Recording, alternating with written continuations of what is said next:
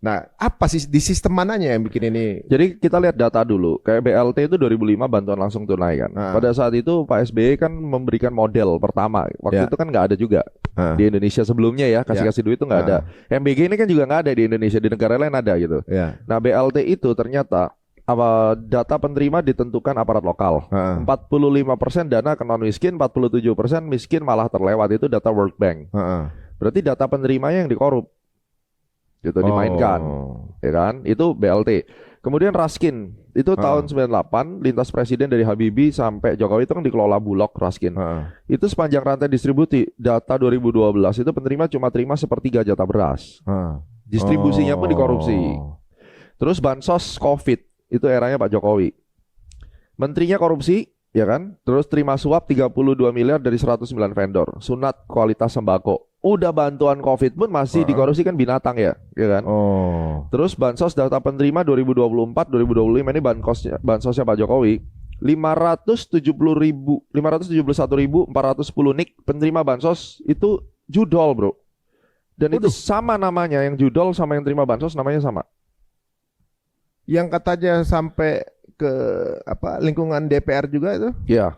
Juga itu termasuk datanya? Kayaknya termasuk itu. Jadi ini temuan PPATK. Terus kemudian yang menarik sebenarnya yang eranya Pak SBY, program Keluarga Harapan itu berhasil.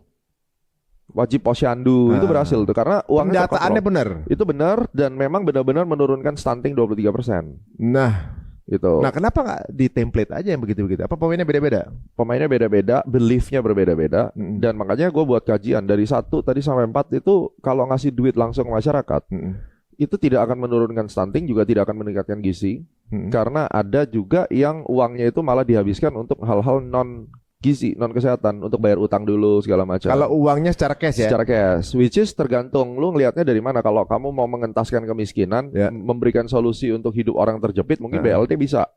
Tapi kan juga bansos ini kita perhatikan masyarakatnya sendiri ada yang pakai judol gitu, dan terbukti kan datanya sama gitu ya. Itu tidak bisa dibantah karena data KTP-nya yang dipakai terima bansos sama data KTP yang dipakai buat akun judol sama gitu loh.